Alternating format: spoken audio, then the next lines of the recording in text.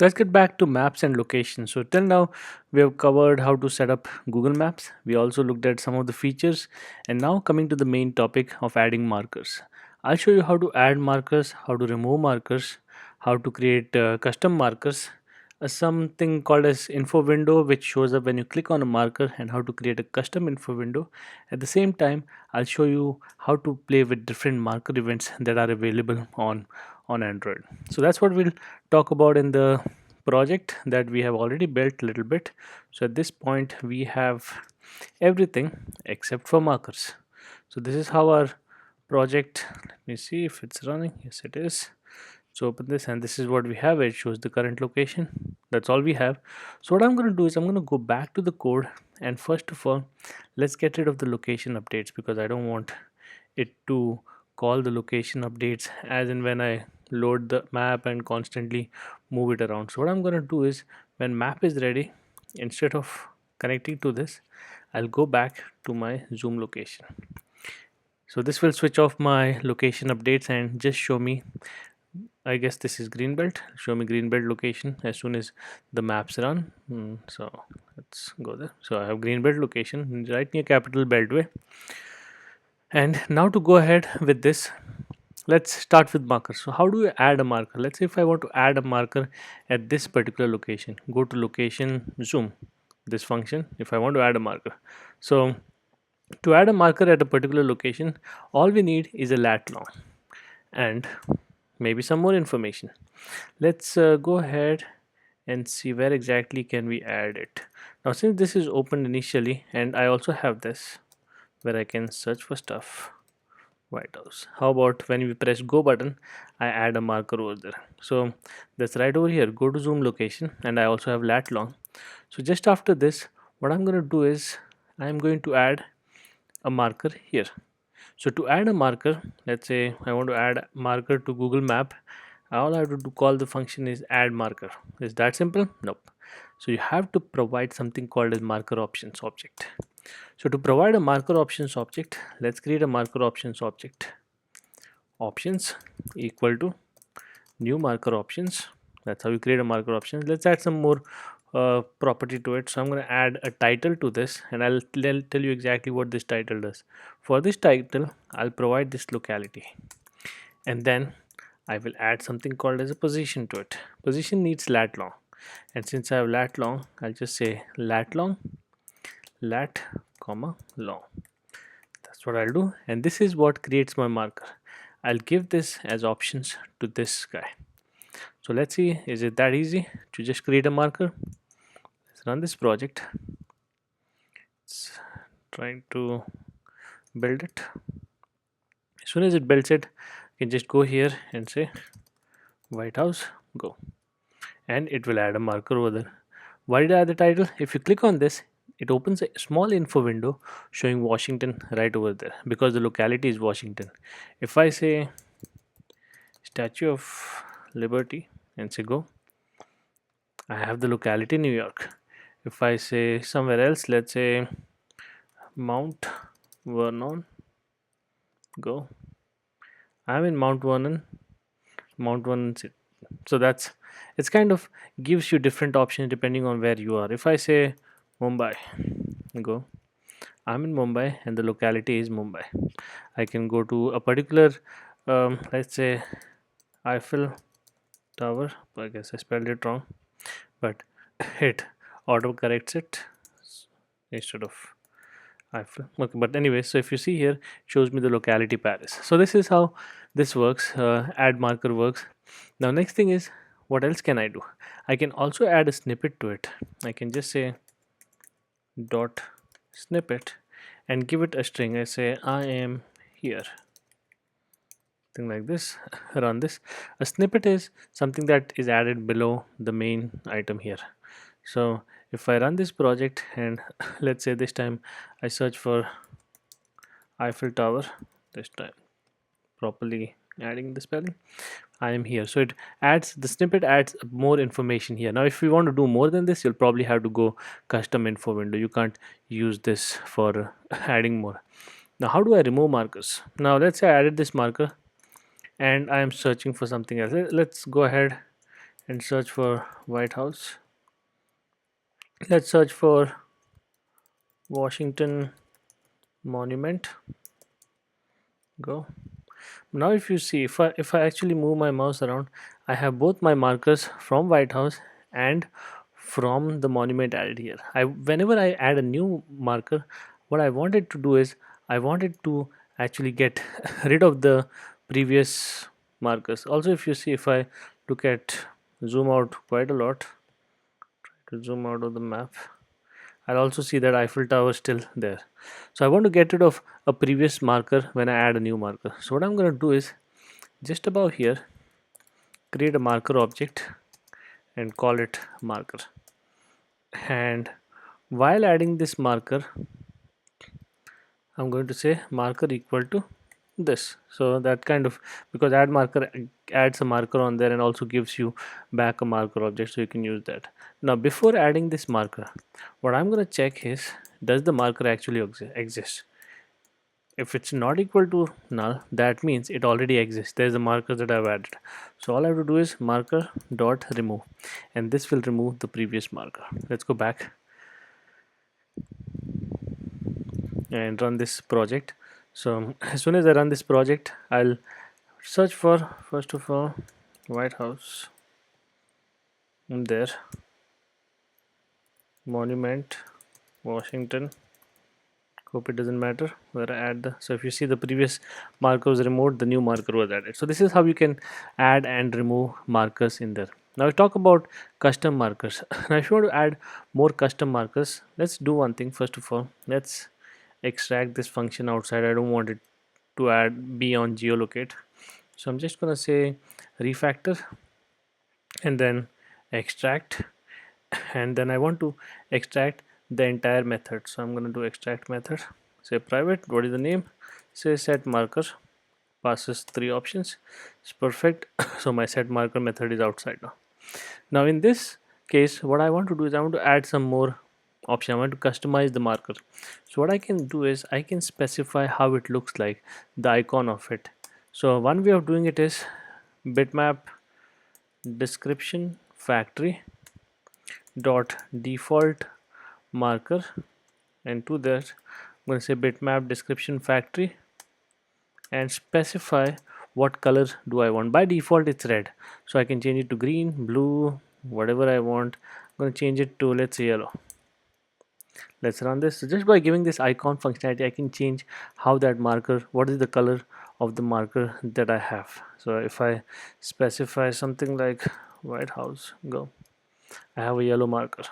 If I don't, so this is how you can create bunch of different colored markers inside your maps every time user clicks on it. If you want to actually display an icon instead of using any of the markers, because you've probably seen some apps where they have their own custom icons instead of a marker that looks like this. So for that, what you have to do is, instead of saying default marker and give the color of it, you can use from resource, and I have to provide a resource to it. And I already have a resource, I guess, inside my map folder, which is IC launcher. So I can give this as a resource and it will use our Android icon as the marker. So doing this is, you can provide any map. Now, if you have an app where you are transit app where you're showing bus stops and train stops, so you can have a bus icon and a train icon for different things that you do. So White House, there you go, I have my icon displayed here. So this is how I can do this. Now creating a custom info window. Now this is a custom info window that, I mean, the info window that we see. What if I want to customize it? Very simple. First of all, I'll have to specify how the layout looks like. So let me create a layout resource file. I'm going to call it info window. And then now I have to specify how this info window actually looks like. How is it laid out?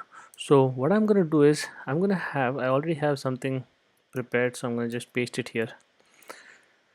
And for the drawable, I'm going to use mip map slash IC launcher.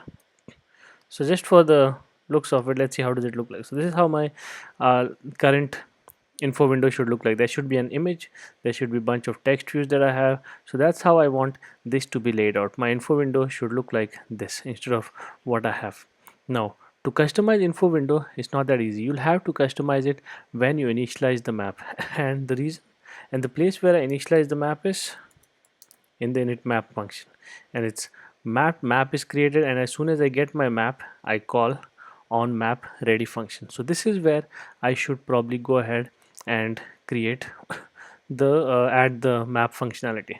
So what I'm going to do is, as soon as go here after the map, first I'm going to check if Google Map exists or not. So I'm going to say if m Google Map is not equal to null. So let's check that. Make sure it does exist, and then I can add, go to the Google Map and say set info window adapter.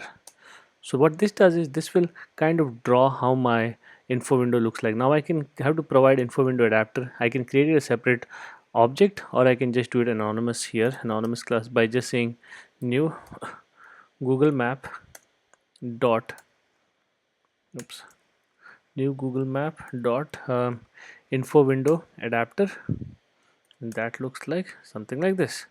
Now in here I'll have to override some methods or implement some methods, and those methods are get info window where it's actually getting the info window for a particular marker, and I don't care about that. All I care about is the contents of the info window. How does it look like? So in here I know how my info window looks like. So for that, first of all, I'm going to get that info window. So I'm going to say get layout inflator dot inflate. The resource that I want the info window to be drawn from is from the info window layout file, and then the root of this is I don't want any root under it, so I'm going to set it to null. So that will get my view from from the info window XML file. Once I have that, let's create a bunch of different text view objects. So I'm going to call one of them TV locality, text view locality, equal to find view by id r dot id dot, I think I called it TV underscore locality. Let's confirm. My first one is TV locality, TV lat long, and TV snippet.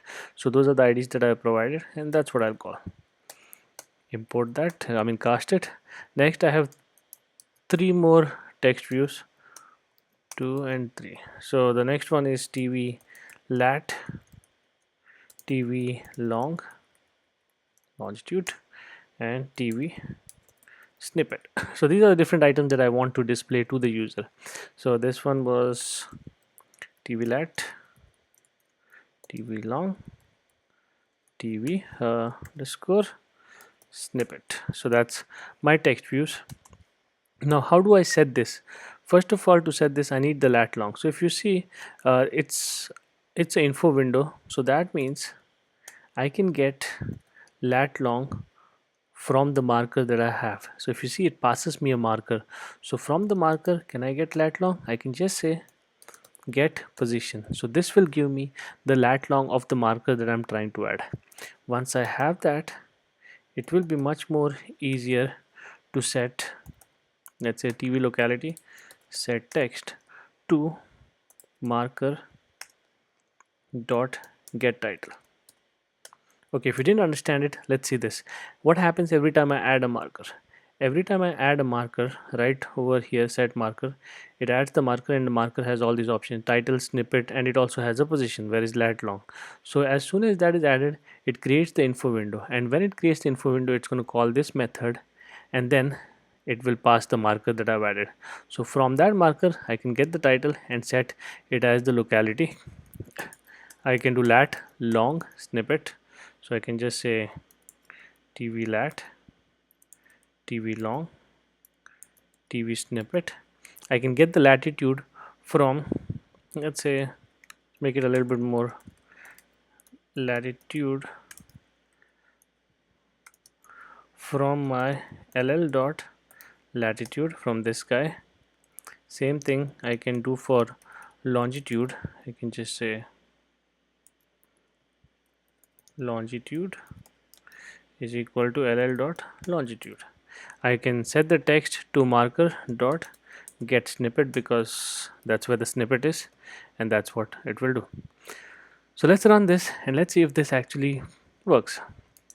So as soon as it runs the application, what I'm going to do is I'm going to search for a location. Let's say White House. Go. Once I'm here, click on this. It should show me the custom info adapter, which just crashed. Funny because so right here there is some problem. I'm saying TV locality set text marker dot get title, and it's saying that I'm getting a null pointer exception.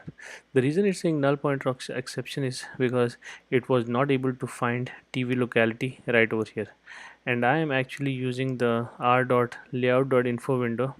So I'm getting the value from the locality here, and then setting that, taking that back to our main window, and then assigning it to this guy. So it should have a value. So let's go do some debugging. Let's learn get back how do we debug, which we learned in one of our previous videos. So go back and press the debug button and search for White House. Goes here. When I click on this, it goes here because this is the marker. Do I have a view here?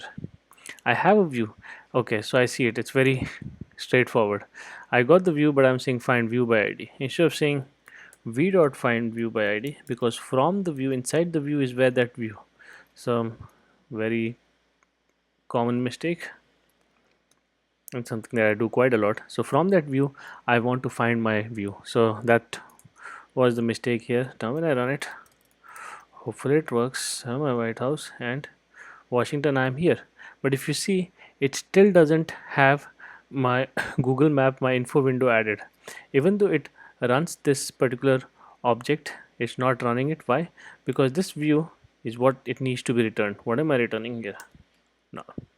Okay, so another mistake. So two different problems that I just figured out just by running this code. Hopefully it will return the view, and we have a custom info window. And there you go, we have a custom info window. If I change this to something else, let's say Paris, and we have Paris here. So depending on where you want to go, you can change your location and you will be somewhere you want. If it doesn't have a locality, if a particular place doesn't have a locality, it will show empty text to you. So NYC, go. Here of course probably has a locality and everything displayed. So this is how custom markers and custom info window works. Next thing that I want to show you is some marker events. Now there is one marker event pretty much which is one of my favorite, is when you click on an icon you can drag and drop it somewhere else. Now that is something that is built in with the marker options. For that, all you have to do is go to your set marker method here, and all you do is just say dot draggable equal to true or false. So I guess you want it true. Set this true, run this, and let's see what happens. Just by doing that, now if I go to NYC, let me just zoom out a little bit. So I'm in New York, which we are sure of. New York at 40 minus 74. Now if I click on this, if you see, it got picked up. Now I can move my finger around. I'm dragging this icon. I can move it and drop it somewhere else. Let's say I dropped it in New Jersey. Now something that New York people will not like, it still says New York. I'm in New Jersey. Why is it saying New York? So this is really bad. You need to update your details here. So what I'm going to do is I'm going to add one more method to wherever I created that, this one info window. I'm going to add one more event listener here, and this one is called set on map on map on map on sorry on marker drag listener. So this is called every time the marker is dragged. So that's a new on marker drag listener. It needs three methods. On marker drag start. So as soon as I start dragging it, it will be called on marker drag. As in when I'm dragging it is called on marker drag end. So So just by looking at it, if I want to update user's location or user's marker info window, all I have to do is change the marker dragon. But to change his information, like what locality is, what snippet do I want to add here? I mean, snippet I don't want to change because it says I am here in the snippet, if I'm not wrong. Let's go back and see. I'm here. So all I have to change is I have to change this and this and this, and all I have is in the marker drag end is the marker object. So just from this, how can I get this? Again, let's go back to geocoder. From geocoder gc, we get a geocoder object. Let's say main activity dot this. It needs a context. From this, I can get a list of addresses. Addresses list equal to gc dot get from location and needs lat and long. Do I have lat and long? I have marker. So from marker I can get lat long, and that's what we did here too. We'll just copy that and paste it here. So I have my lat long. So can I get that? Yes. Latitude comma ll dot longitude. So this will give me my latitude and longitude, and let's see what happened to this guy. Get from location, it needs double latitude, double longitude. So I'm providing it with ll dot latitude and ll dot longitude, which are double values. It doesn't like it, maybe because, let's see. Okay, so it doesn't like it. So what I'm going to do is I'm going to add a try catch here for IO exception, because this one needs an IO exception for. So get from location needs a IO exception, but what is wrong with latitude? Is deprecated? It's not deprecated. It just worked right over here, unless I've done something wrong. Get position, or maybe just cast it to double. No, it's not that. For some reason it's saying, let's see, get location in geocoder cannot be applied to till parameter. So what I'm going to do is I'm going to create double lat equal to ll dot ll dot latitude, double long equal to ll dot longitude, and then pass this over here, lat and long. Let's see, get from location in geocoder cannot be applied to. It says that I can not, but this method needs latitude, longitude and max results. Oh, forgot the last parameter. I guess that's why it was causing problem all along. And then surround the IO exception for this. So my address, everything added. And next, once I'm done with that, let's make sure that this list is defined outside equal to null, and then I'm just accessing that list inside. The reason I'm doing this is because I'm trying to get an address field inside here. I can add this inside my try and catch, which would be a better option, but for now just going to get the address from the list. Next, to the marker, I'm going to set the title to address dot get locality. So this is how I can get the locality for the marker. I can set the, I mean, I don't want to set the snippet, but what I'm going to do is I'm going to call show info window again, just in case if the info window was already there, I can show it again, just so that it shows up to date information of that particular info window. So that's what I'm going to do, and then let's run this and see if it actually works. So I guess everything looks fine, and let's say I'm looking for NYC again. Go. Now it shows me that I'm in New York. Let's go zoom out a little bit, and let's move this guy from here to Hoboken or to Jersey City, and if you see, it shows the icon directly. Let's move it to Hoboken, and you see it update to Hoboken. Move it back to New York, changes to New York. So it updates as in when you drag your marker around and then place around with it. So similarly, just like these, we have a lot of different we saw a couple of them, but if you see, there's a lot of other adapt lot of things that you can do depending on as and when the user changes his marker or does something with the Google Maps. So this is how you can add different events to your project. So now we saw how to add markers, remove markers, adding custom markers, adding custom info window, and also marker events. We played with couple of marker events. There are much more. You can go ahead and look at them, but for now that's all for this video.